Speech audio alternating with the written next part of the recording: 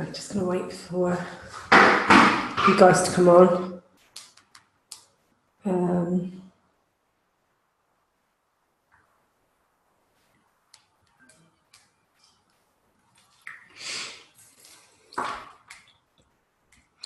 Hi, can you see me?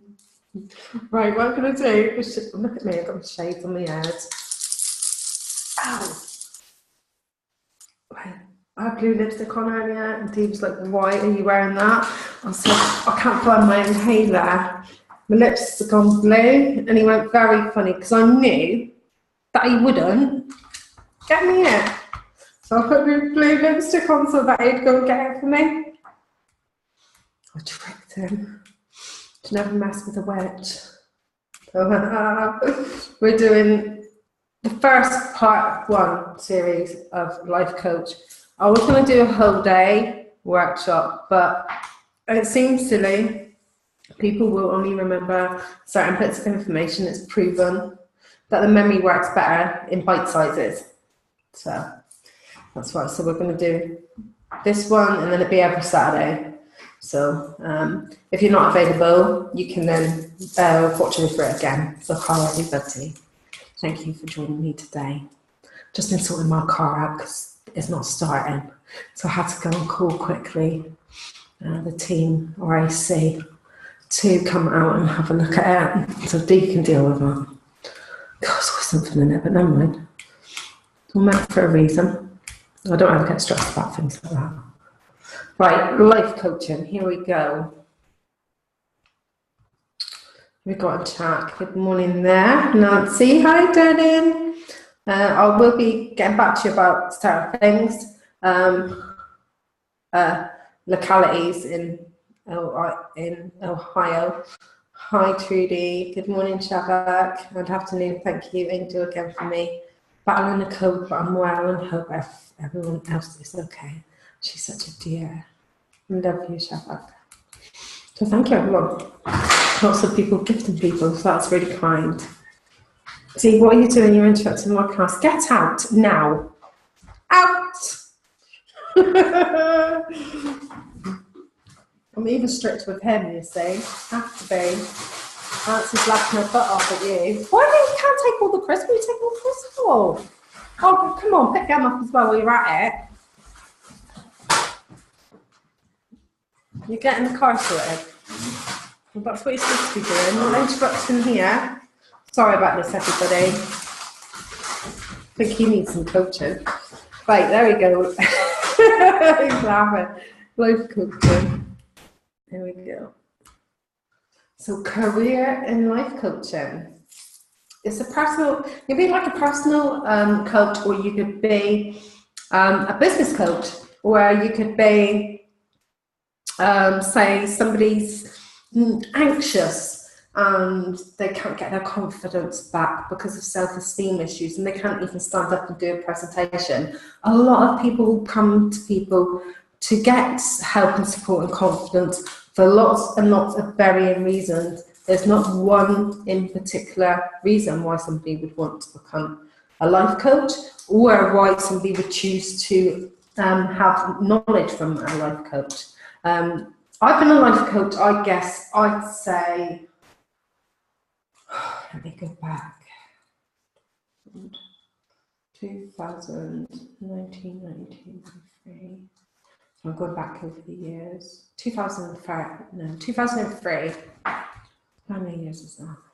15 years I've been doing this, 15 years, set up my own businesses, charities, and did marketing for people.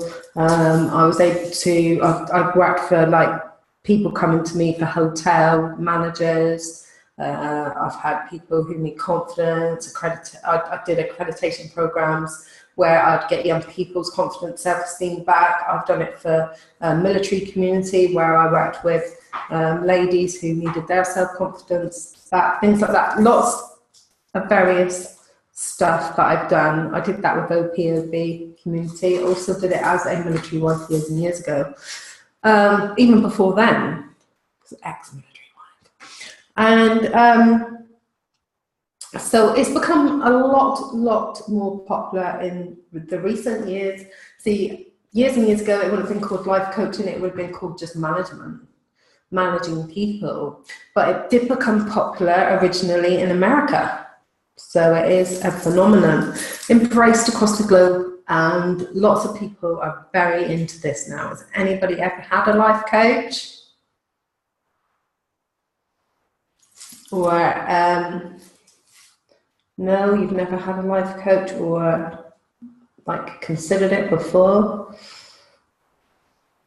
I mean, people even have life coaching for losing weight. Anything. It's really about having that voice, having somebody with you, somebody who, I guess I'm your life coach though, interestingly enough, because I'm a mentor. So literally, you have had a life coach. You've had me. Because it's just the wording. It is a mentor life coach, and it's the same thing that you actually have. So how to become one is what we're going to be talking about. And so what I'm going to be doing now is transferring my skills, teaching you how to become me, how to become a life coach, how to help other people. So issues,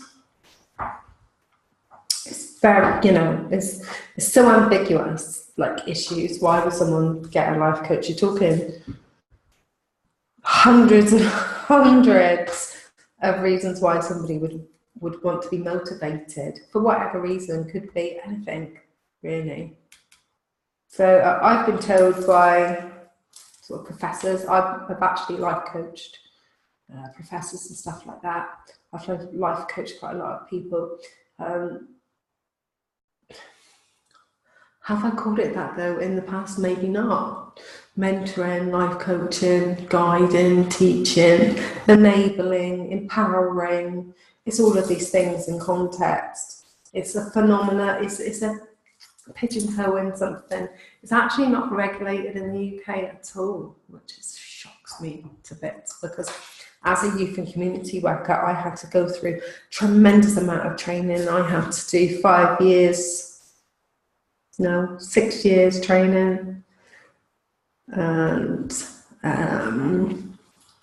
that was just a degree and practical. Had to do national occupational standards and all sorts of things. So what I'm doing is trying to squeeze my 6 years into one course to help you, to help others, and that's what it's about. So it's going to be a really cool topic. In relation to coaching children and young people, unless you've got police checks and stuff like that, you're unable to do that. So I can't teach you to be a youth and community worker, but it would be the same skills set, but there's laws and stuff like that. And understandably, people do need to be checked to work with children.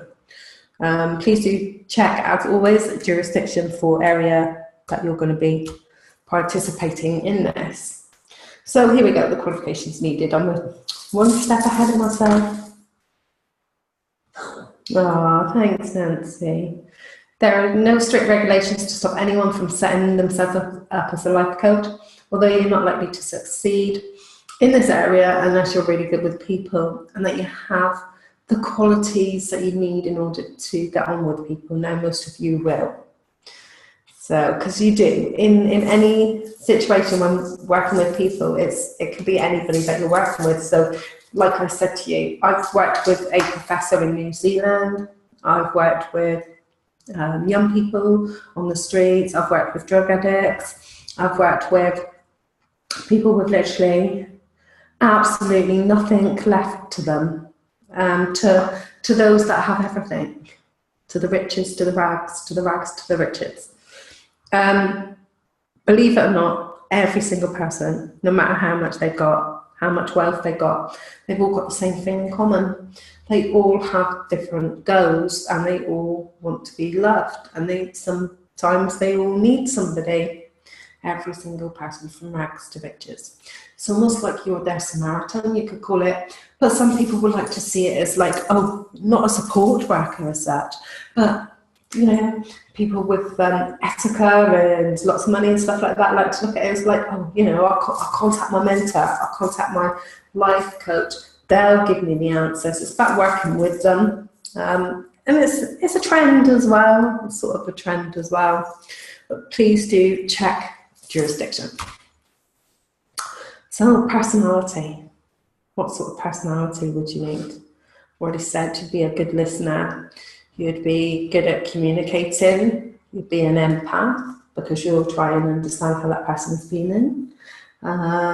You'd be someone who takes on board what someone else says without judging that person. You'll also be quite analytical because you need to weigh up situations. Curious, target driven. Now, the reason target driven is because some people, say if you're going into business, it will be quite market driven. So you have to sort of get results and stuff like that. But a lot of the time it's to do with them building their self-esteem, building what it is that they require. And it just takes some time sitting down and actually working out exactly what it is. You know, two heads is better than one. That's what it's like, really. That's what a life coach is. It's better to have two people's thoughts than it is just to have one and to bounce those ideas off, especially in business. You have to be quite responsive. You have to have your phone on the go, ready for that person to put the phone up, etc., etc. And you have to enjoy the job and also make it fun. So yeah, most of them do work as self-employed or a freelancer. You very rarely see them working for companies as such unless they've been employed just specifically to do that, but rare. Sometimes you might see it in big organizations where they just would like, say, people to work within the organization to help the organization's targeting goals. So big, massive organizations might be very sales driven. So they might actually hire outside coaches to come in order to drive their sales up. So that can be a reason why the big organizations do it.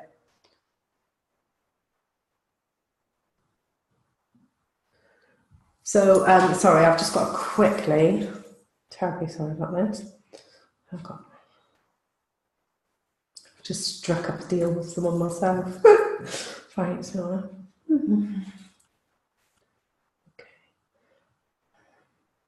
Okay. Great.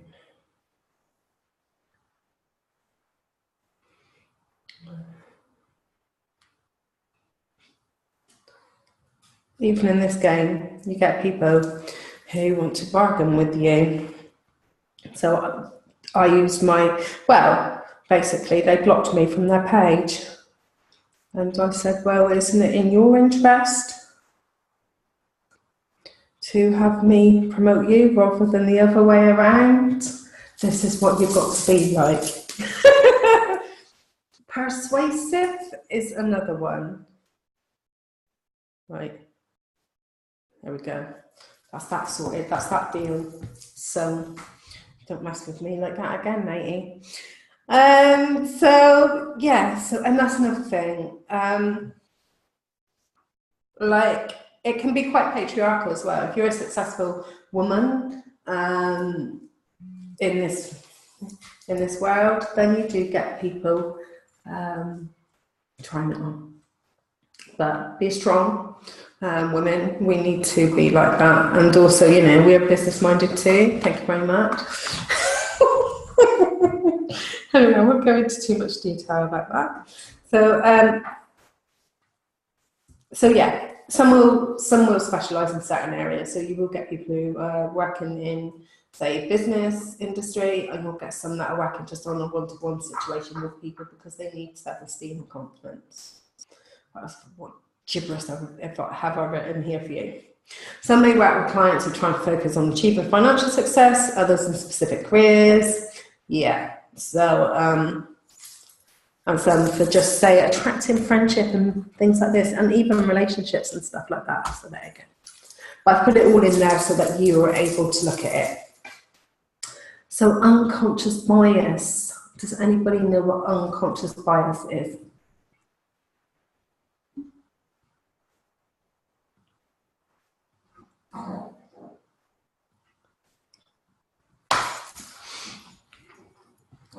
Wait for you to answer that.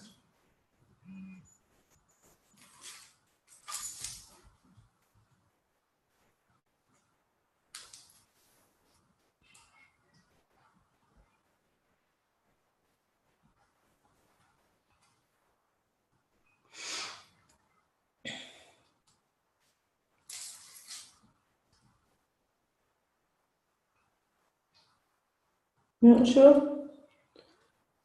Yeah, it's more of that. It is more about tolerating ourselves and other people, possibly.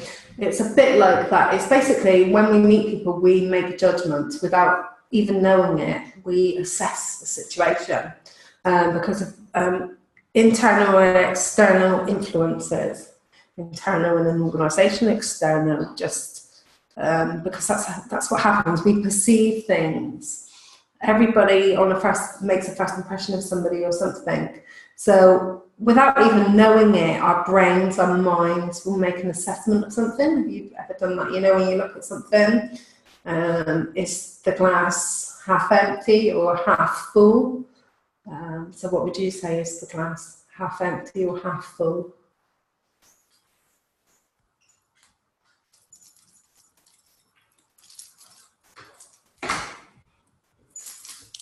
Sorry if I was chewing gum, stop me smoking. I haven't smoked for ages. Either. Like that either.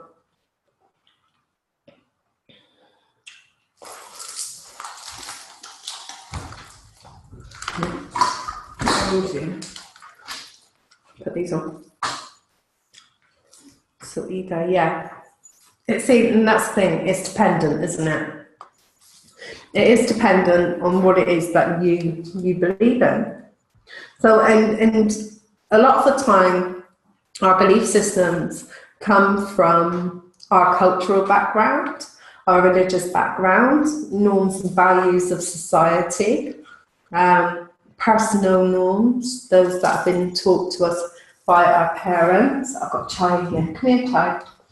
Chai wants to say hello. Come on. You keep scratching me. I'm going to say hello. Yeah, okay, well, you stay there. So yeah, it can be for a various. You come down here. It's okay. I'm not going to leave you. You can sit over there or here. You can sit there. So it can be because of norms associated to what we feel and believe, our parents feel and believe, or societal norms. So once again, it is exactly what it is. You see or perceive, can be. So why do you think it would be important in life coaching not to be judgmental?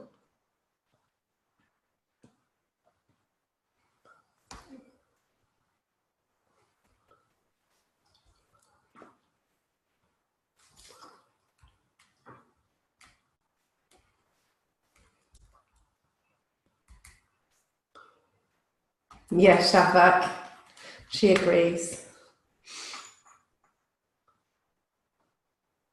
What would be the point? You have to see both sides.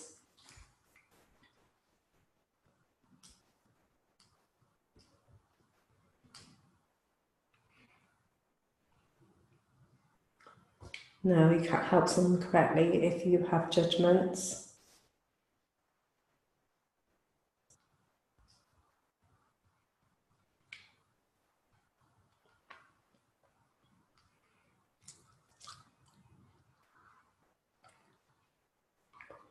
To see how the other people may be seeing life. If you're judgmental, then you're not being fair. I sort of agree to disagree. See, the thing is, I think it depends, because it's a natural process to be judgmental, and sometimes that's our instinctual behaviour. So how we perceive things, see things, can also be a way of protecting things. So initially, when you first meet someone, you're going to take things at a glance, look at them, judge them. Are they safe? Do I feel safe? All of those things we make unconsciously. We make those decisions based on specific information as soon as we meet somebody. Now, for me, that's extremely important in this type of work of working with people, because we do have to make an assessment. We have to, in order to be safe. So initially, I'll get that word out, initially, okay, Rachel, initially, so, it's very important to make a judgment, an assessment rather, on a situation initially. Now, once you've made that judgment, it depends on position of trust and power as well. So if, say, you're developing somebody and you see that they're doing something not right, you have to guide them. So you could argue you have to make a judgment of that situation to assess. So I like to think that an assessment is different to a judgment. So we have to separate the two. It's okay to assess a situation, assess a person, and assess an environment. But judgment, to me, is making an assumption without actually knowing.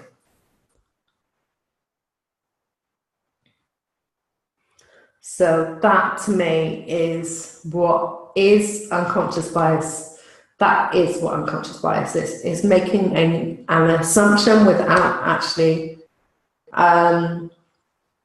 being fair, having a fair process in place. For instance, in interviews, so like I was a manager and I used to have to interview lots of people, and you'd have other colleagues that you know that would say, oh, you know, who is it you're going to employ? Oh, I really want that one. I really want that person. And it happens, very much so. There's already a bias there because the other manager wants that person who's a friend of a friend in the organisation, like nepotism. It really does exist. I've seen it lots of times with working with other people. Now, you could say, is that a conscious decision or is it an unconscious bias? It's an unconscious bias, essentially, because what they're doing is bringing in their own issues, their own, well, this benefits me, this, etc., etc. So, but might not be purposely doing it, they might be unconsciously doing it. So it's something that you have to be aware of. So when I was saying earlier about personal and professional, sometimes it's really difficult to separate between who you are and your profession. But it's very important to have a line where it's not crossed, essentially. So this is where unconscious bias comes in.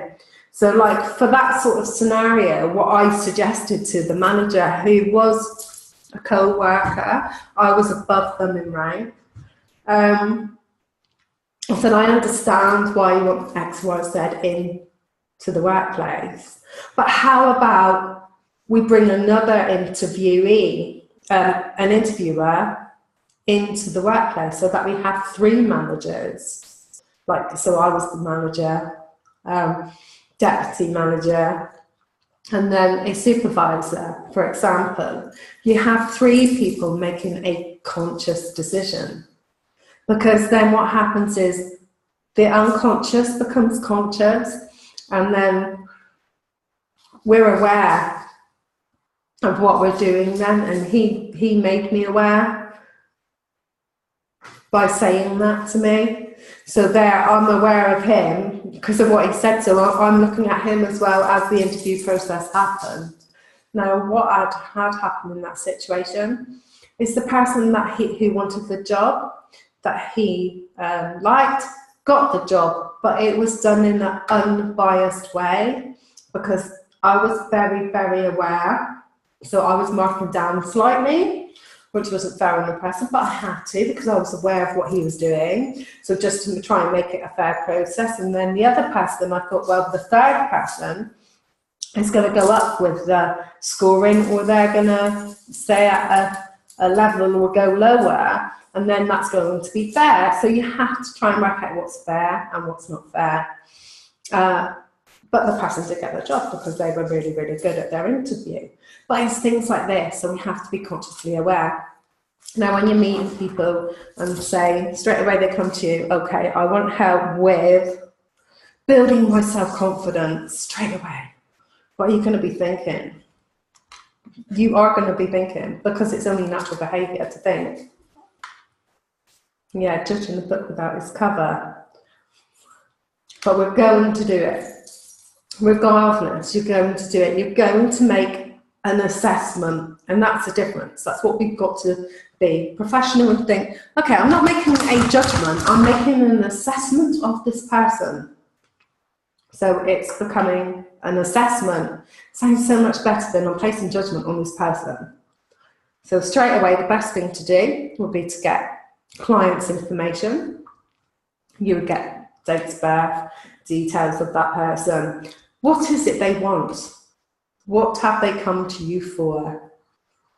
So then you walk away and you make an assessment on what it is they need. So this person, say for instance, wants help with self-esteem. Okay, so how are you going to build their self-esteem? How are you going to work together? How many hours is that going to take? What is it they want from me? So you would have a questionnaire and you'll be asking all of these questions to your client so that your client has the best outcome and you can provide. Now, it's hard to put a price on life coaching for people who want you as a life coach. It's so difficult to say, especially depending on where you're living. I'd approximate it at consultation, something like half an hour, £30, approximately £70 per hour, some of them are earning. Approximately, if you're doing it in a package, it could be thousands of pounds. It is a very lucrative position to have. Now, marketable, if you're going to reduce your rates, then people are more likely wanting to come to see you, but also you don't want to be in a position where you're charging too cheap to not be within the market on a fair footing. So, once again, up to you. This course will be intense. It will be done over quite a long period. I won't certify anyone to be a life coach until I know that you've got it properly. The quiz at the end will be a proper assessment. It's not going to be 10 questions. It will more likely be 10 modules. It will be in depth because you're working with people. While you're working with people, this is a profession. It's more of a profession than it is psychic medium. It's more recognised in society and it is widely used. And I think I have to be not just fair to myself, but fair to you and fair to them, because you're not going to want to be going out there not knowing what you're doing. So what we'll do is just going to go through some of what we've already done, reiterate it, and then I'm going to carry on after the other slides. So, life coaching, that's what we talked about. A career, it's about professional lives, personal lives. So it could be just somebody wanting self-confidence with speaking up in in any sort of situation. The qualifications needed, 0 in the UK, or certification by someone like myself. Is suitable in most jurisdictions. Personality, all of these things, target driven, empath, good listener, good communicator, someone who's able to assess, not judge, really important. I've discussed the settings. Your settings are freelance and self-employment, and the only time you most probably be employed would be like a massive company like Apple. I think companies like that most probably do have life coaches. Talked about unconscious bias, and unconscious bias being assessing, not judging, being mindful. That's important. And making sure that you assess that person right from the beginning. So safeguarding, Safeguarding is really, really important. In any sort of professional ethics, with working with any type of person, whatever your job is, it's really important to safeguard yourself in a one-to-one situation and other people. Now, if working with children, as I've already stated, then you would need proper vetting and stuff like that, especially here in the UK. Please do look at your laws, jurisdictions, stuff like that, what they say in relation to safeguarding. In America, you might not have heard of it. It's a term that we use in the UK, which is we have safeguarding laws, which means that you have to be vetted to work with children under a certain age. If they're classed vulnerable, which could be up to 25, it's deemed that they're still vulnerable. So we have what we class as the DBS checked. It's the ISA and CRB amalgamated into one. So they're amalgamated into one to protect vulnerable people and young people and children. So it's a very broad spectrum, not just children. It's children, young people, and older adults. I know a few doctors that can use this course. Laugh out loud, some are standoffish. Yeah. So, yeah, the reason why they amalgamated the two is because the ISA is a place where you used to report people that had already done wrong. So it's a place where bad practitioners were reported to. The DBS were doing the checks to make sure people had not had any like child abuse, stuff like that, on their files. They amalgamated because of different green papers were signed, and there was a decision to merge the two. Now, I used to be a safeguarding training officer and also a chief child protection officer for a charity. I'm very strict. I've argued with massive organisations over safeguarding issues because it's important, and I'm very passionate about it. I could talk all day, and most probably do a whole day just on safeguarding. I know that much information on it. I'm an early years practitioner. I'm a youth and community worker. I'm a child worker. I've worked with vulnerable people, so I know a hell of a lot about it. And it's very simple though. I mean, when you're going into policies and procedures and stuff like that, which I used to devise for massive government organisations and military organisations too, and I actually worked with amalgamating schools. So I set up extended services here in the UK with a local council, and I was recognised for best practice with a massive organisation called Continue at the time for best practice, so I know what I'm talking about with this subject. Now, you don't need to know the policies, procedures and stuff like that as such, but what you would need to know is that if somebody did come to you, there is a way of dealing with safeguarding, and that is, say somebody says to you, I know that somebody's abusing them and stuff like that. What you would do is you don't preempt nothing. You don't ask that person anything. If you saw a bruise in somebody, you don't know, where did you get that bruise?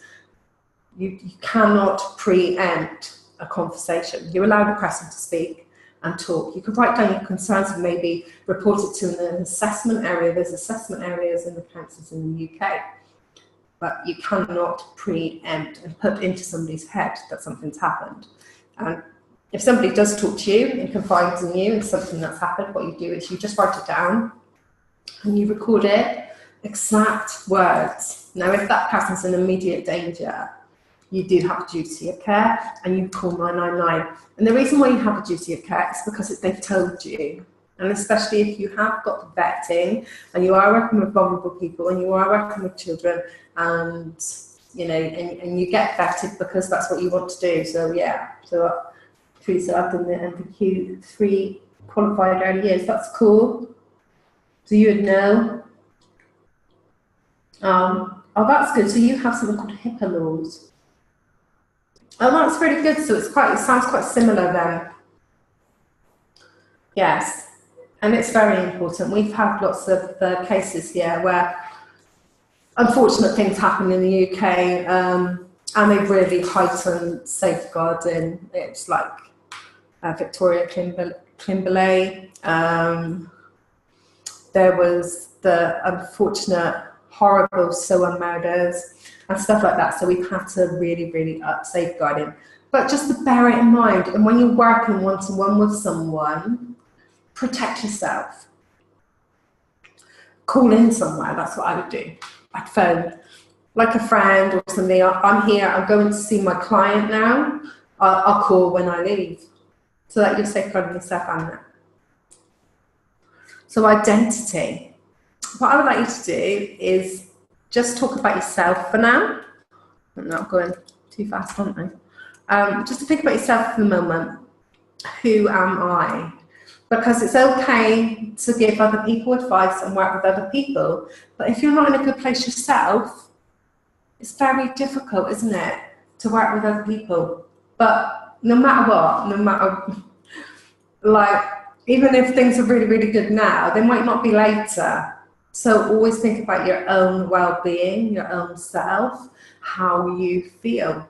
I'd just like you to, in a few words, 3 words, describe who you are.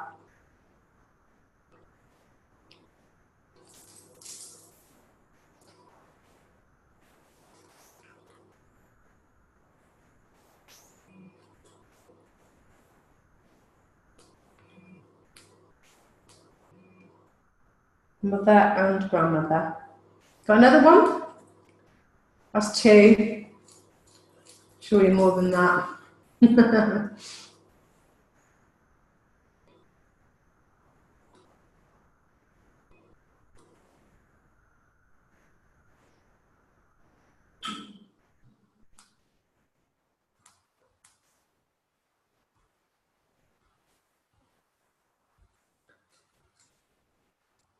And recovery from depression, mother, pet, lover, gardener. Oh, that's nice. Quiet, honest, and shy. Linda.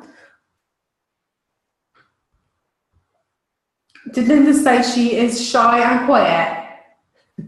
Most probably you are deep down. And I am talking deep down.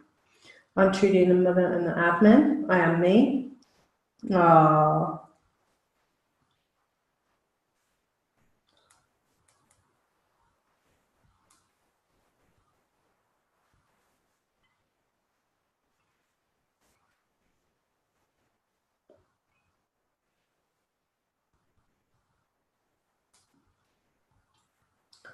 Mother, extremely sensitive and shy, Shafak.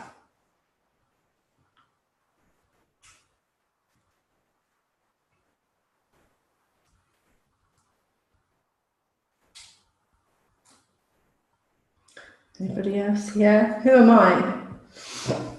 Oh, I'll describe myself in 3 words. I always struggle with it. I struggle with identity. Okay. I'm a mum.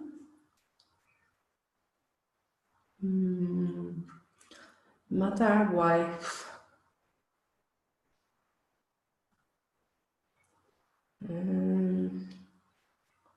My mother, wife, and a mentor. I've really said mentor. Funny, honesty, honest and caring. Yeah, it's really difficult, isn't it? It's really difficult to say nice things about yourself. It's so easy to do it. So right now, all of you describe 3 words about Trudy. This could be fun. I like doing things like this. This probably could be my favourite workshop by far. Everyone should do life coaching. Only because it's so good for you, more than psychic and medium stuff. It's about self, everything. Nature, lover, teacher, friend. There you go, Trude.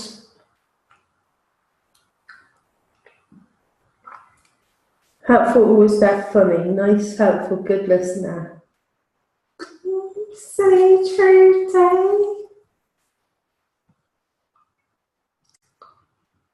See how easier it is to talk about somebody else than it is to talk about ourselves. So who am I? A little bit of group right then, and how am I perceived? So let's do Nancy next. 3 words that describe Nancy.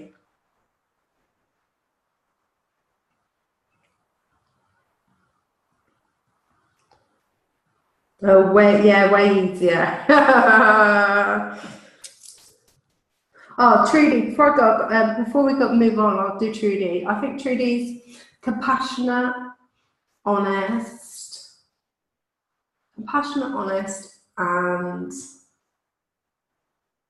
devoted. So that was 3 for Trudy. Sorry, I forgot to do that. I can see myself now. Oh, God. Right.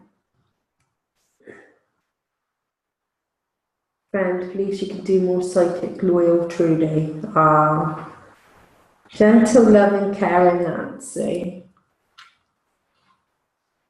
Friend, caring and honest, Linda. That's nice. Don't make me cry.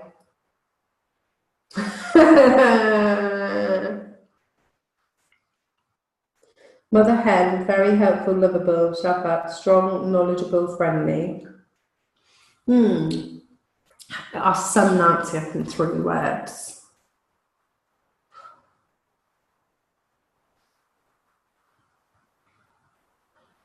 Dedicated, soulful, loyal. So that's my 3. I'm not used to hearing about me. That's the thing, isn't it? It's that thing about identity. When people always say to me on my lives, they go, apart from the trolls, because you have to take the crap as well, is they always go, oh, you're amazing. They all say that. Do you know what? I never ever, honest to God, think I'm that. I never think that of myself, because we don't. When do we really consider about what we are and who we are and stuff like that? The only thing I'd say about myself is I'm loyal and dedicated and truthful, honest, and a bit crazy sometimes. But also, you know, it's easier to say our faults, I think. So, right, okay, then let's do that. 3 things that we don't like about ourselves. I'll start.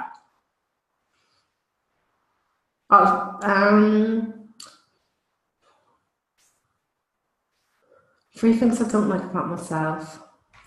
Okay, now I'm actually struggling. Oh yeah, I'm not good at delegating. That's 1. I am rubbish at delegating. Truly, I vouch for that. Second, I find it hard to stay fixed to one thing. I can change my mind like the wind. I wish I was more, wouldn't change my mind so much, but I can sway. 3,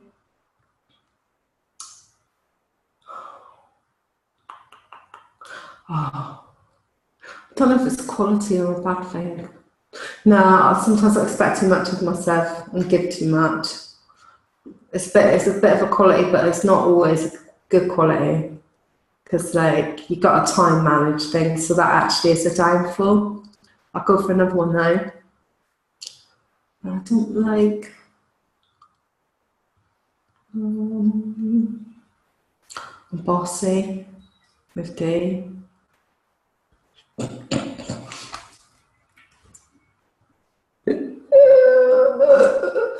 Oh, I'm so glad he's watching this.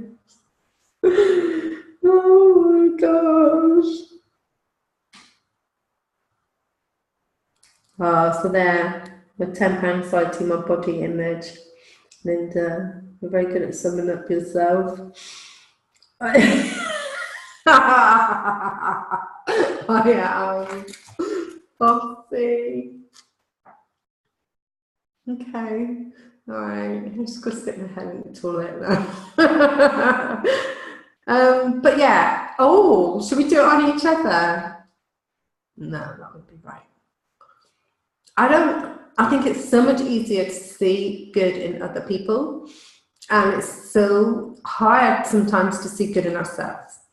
It's quite easy to pick at ourselves. So it's really important to think of the good things. I can talk about the good things I've done. That's easy because I've achieved so much in my life, you know. So, you know, I've got this qualification, I've got that qualification, I've got this, I've got that, I worked there, I've done this. That's so easy to look inside yourself. That's hard. That is so hard to do. It's really sad to like being put on the spot. No, I don't either, but I always am. I put myself on it.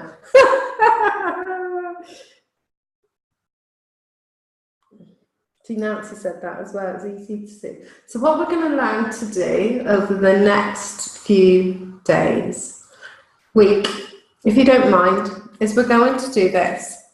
This is something I devised for a big organisation, and I did it myself. Came from me, and you might hear me talk about it live.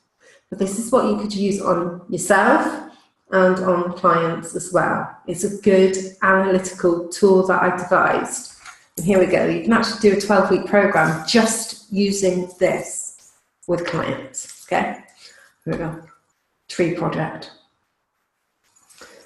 So what I'm going to ask you now, okay, so what you would do is you look at your roots. So who would you put at your roots? So this is your family. You could say if you had somebody with a problem, they come to you with a problem, you could use this with this project as well. So what you could say is, okay, what is the root of your problem? What do you think is the root of the problem? Okay, so straight away, you're going straight in there and you're asking that question. But you could use it for yourself now. What are my roots?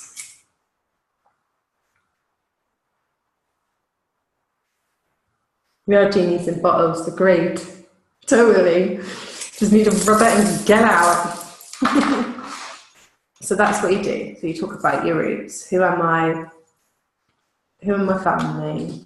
And things like this. Okay, so that's the first question. Steve, is your number one problem? Yeah. Self-trust. Relax. So this is the root. Okay, that's what we're going to do. So you're going to get a tree and you're going to draw it. You can come back to this at a later time, but you can just use it. You can just use it twice, but it's really good to draw a tree. So the root. So I put like, okay, my roots are my past. It's all my past. I'm going to chuck it in. I'm going to dig it. I'm going to stick it in the roots. Okay, so stick it all in the roots. That's my grandparents, the death of my grandmother, my death of Angel Beach, my exes, it's growing up, school life, all of the things that no longer really are around anymore because it's in the past. So it's the roots of you. It's what's made you who you are today. So today you've become you, but you've had all of this stuff that's gone on before. You've had all your genetics, your environment, everything has happened. So it's now your roots. That's your roots. You cannot change that. You're never, ever going to change it because you can't change it. You cannot change the past. You can only learn from it. So that's the roots. Oh boy, exes laugh out loud. But you can't, there's nothing you can do about it. The tree roots are totally entrenched. And even if we digged it up, it will still leave a trace of those roots. Okay? You can't change it. But the trunk, okay? So you've got your roots. Now you look at your trunk. So you've got your big, long trunk. Now you look at your support network.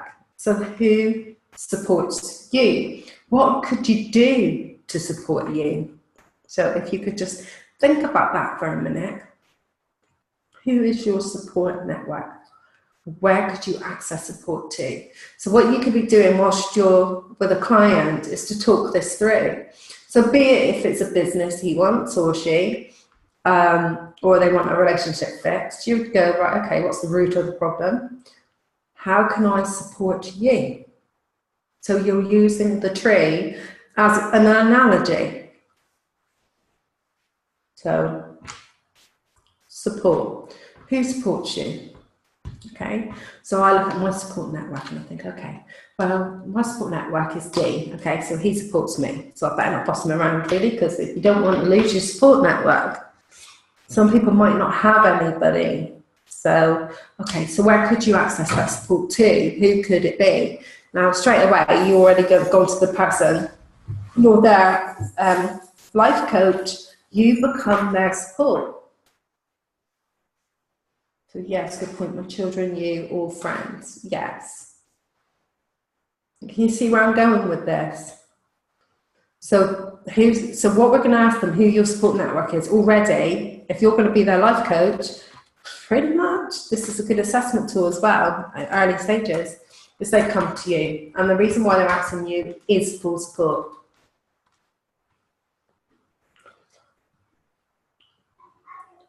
Your best friend, mother, etc. So, okay, so what we need to look at now is the reason why a life coach has been employed or rendered is because the other person has a goal. Okay? What are those goals?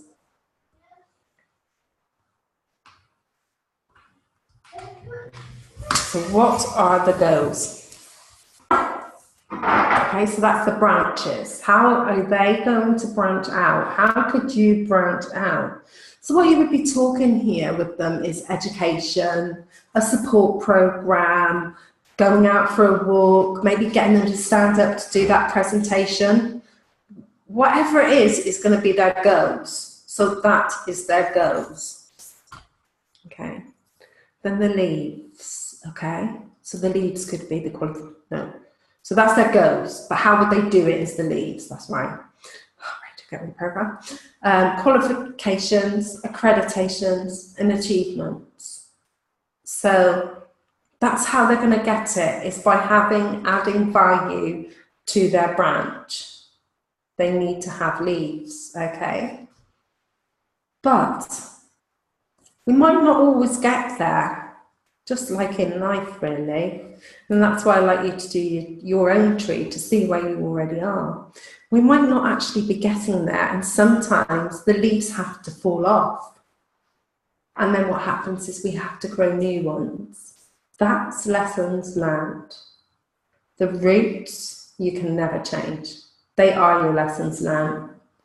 But the leaves will fall, and they will also be lessons learned. But one thing that happens is it still grows, and it can grow new leaves. So see yourself as the bottom of the tree. You'll never change. That is grounded. But you can bloom, and you can help people bloom too. So to grow would be how to grow. Setting realistic targets. These are step-by-step targets. You cannot change a whole thing in one day, but you can get there slowly. And with the help and support, and you become that support as a life coach, you can help people grow with realistic targets. It has to be sustainable, so it has to be standing tall, solid. And even when the wind is battering a tree, it still stands solid. Yes, it can break, but the roots are pretty entrenched, aren't they? And it can regrow. So we have to make it tangible. Now, tangible results are quite difficult to achieve because a lot of things are non-tangible. So to say I made someone feel better, you cannot measure it. What you can measure it by is success, though. So if that person ends up standing up and doing a presentation and you supported that person, well, it's darn right obvious to me if you worked with that person, that you know, you contributed to it. You can say, you can't say you changed somebody, but you can say that you made a difference. There is difference in tangible and non-tangible. So it's very important also to be worthy and not make that person needy on you.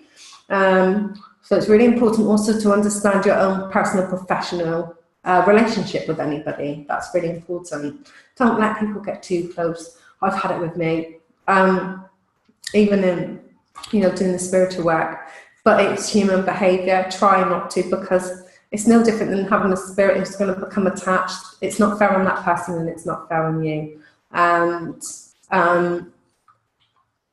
but it's difficult. That's difficult. And it's okay to allow some people in, but you can't let all in. Be very conscientious of it, your personal and professional boundaries. This has been what you've done for me, Rachel. Oh, bless you. I can help others, but I'm no good at coaching myself.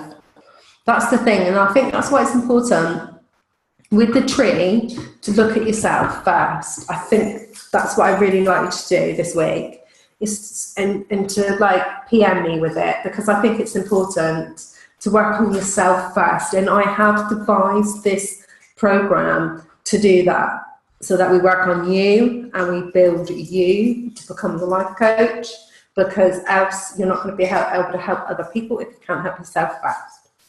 Okay? And that's the end of it for now. And the rest of it we're going to be working on.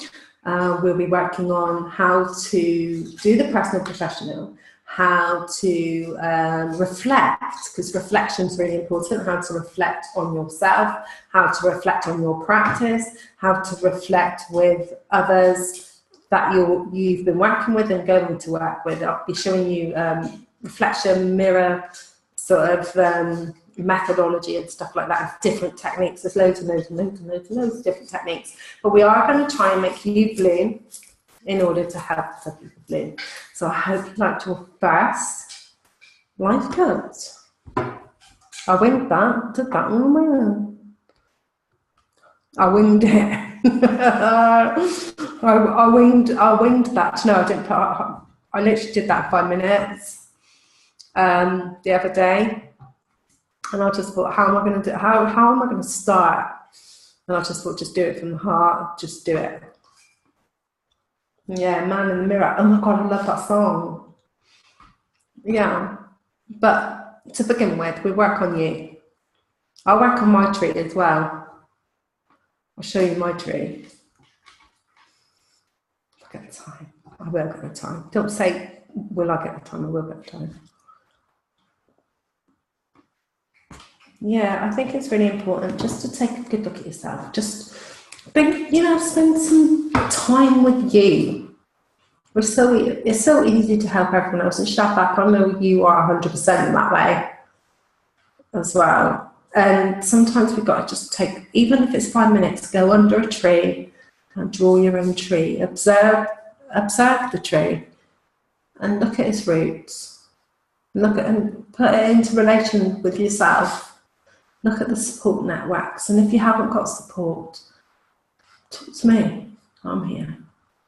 It's very important to have support networks. Not everybody's got that, and in our job, I mean, that's all I get every day, all day, every day, every night. People coming to me, and do you know what? It don't bother me at all. I just think that's my job. That's what I have to do. That's what I was put on earth for. But we're all the same. We all will come to each other for support. Yeah, it is time for you now, Shafak. It really is. Time for you to grow your tree. I once used this with a young person, and I set up a youth cafe for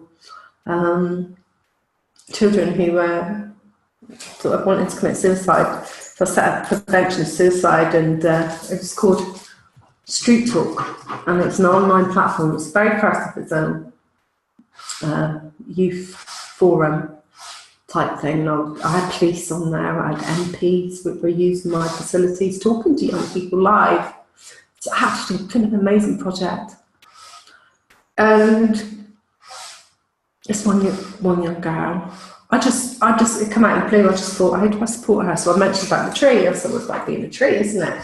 And I used the analogy. And then she was like, but I want to kill myself. And I used the tree. And I said, right, what we're going to have to do is go back to the roots, look at your roots. She said, but I don't like my roots. I really don't like my roots. It's because of my roots that I feel like this. So I actually got her to visualise, literally, digging up her roots. And we actually got another baby tree. And we regrew the tree together. And she's still friends with me now. She's much older now. And she's on my Facebook, actually. And I'd never had personal relationships with students or youths back then, because it'd been highly inappropriate. But years later, she added me and she told me all the wonderful things she's now done with her life. And she put it down to the tree. Isn't that unbelievable? Just by allowing her, not even allowing her, that's the wrong word, empowering her to dig up her own tree in her own mind. That worked for her. And and that's all it is. It's just being there, a listening ear, and allowing somebody, not allowing, empowering, not allowing, to have that time between you and them to pull something up and then build another tree. And I said to her, but you're still going to have bits of that root, the tree left. I wasn't delusioning her or anything like that, because that would have been not fair. I said, you're still going to have sort of bits of the tree left over. And she said, yeah, but as long as I've got my new tree, that's fine. And that's how we did it. And then, it changed her life. And I've worked with young people from, like, you would not believe things I've seen. From really, really, really, really unbelievable backgrounds. And, there was one kid, he actually lived in a shed, and he didn't have no food, no family, no nothing. The things that happen out there. And I've seen so many things, but you can make a difference to people's lives just by merely being there. And I'd love to go back and do it, I really would. But sometimes it's too heartbreaking. And it's not just that, it's hands and pies now, I'm afraid. Corporations and stuff, too many people making money from the industry, which is disgusting. One day I will set up my own stuff, I think, but it would be voluntary. I've always done voluntary work, mainly doing that type of thing. And then I was taken on by big organisations. But the things you see, it's just like, oh my God, but you can make a difference. You really can. And seeing those kids, they've got nothing, no hope, no aspirations, no nothing. Like, they're really like, low of aspirations. I'll never be nothing. All they want to be is work in a factory, or which is fine. But it's the other bits, taking the drugs and drinking and not having anything or anybody that believes in that person. And it's just sad. Some people choose. Some people make that choice. They make it consciously with blooming good parents and stuff, But still, there's got to be something wrong along the way, isn't there, in order for those people to do that sort of stuff. So once again, no judgments. Just get them to blooming. That's what I say. Just get that tree sorted, because there is a better day. There is a better tomorrow. Tomorrow might not come, but at least we can make it better for today. And I think as long as you've got that in your mind and in your heart, you make a very good life coach. Well, that's what I think anyway. So. Oh my gosh, I said today I've been really passionate about the subject. Oh my gosh, Stephen, my oldest son, protected a neighbour child last night that was being beaten by his mother's boyfriend. Cops came and took the bad man away. That's what I mean. It's terrible, isn't it? There's so many things out there. And we all have to help each other. And I think being a life coach is, it's a special thing to do. It's a special way ahead. Please do think about what niche you would work in as well. What would be your niche? There's massive niche. See, I pick my spiritual work. That's what I do. I'm a life coach as a spiritualist and teaching life coach. I'm an educator. But this is what you'll be doing, but in a niche. Oh, very sad. They have a very tough time, don't they, the police services. So sad on that child, though. Did you enjoy this subject? Yes. Well, thank you all for joining. Who's joining the Dream Analyst one? That's really good. Helps you think about your own cognitive behaviour. Chai, what are you doing? We've got some issues that we need sorted, and I think we'd better do some more regression on her. Anyway, our best dash. I've got this person sorted out. I've got someone joining you very soon, Trudy, in class. I'll send over details. Okay, thank you. Yeah, it made me think different. Yeah, it will do. But please do your treat, and then we'll do this again next Saturday. It'll be every Saturday in a while. Hope you can bear with me. Yeah, it will be good, but it'll be good for you. Even if you're not thinking of doing this for other people, please use these techniques and things I teach you for yourself, just because it's really cool. Thank you. I enjoyed it. I don't even want to go. See you later. Bye for now. I'm coming, child.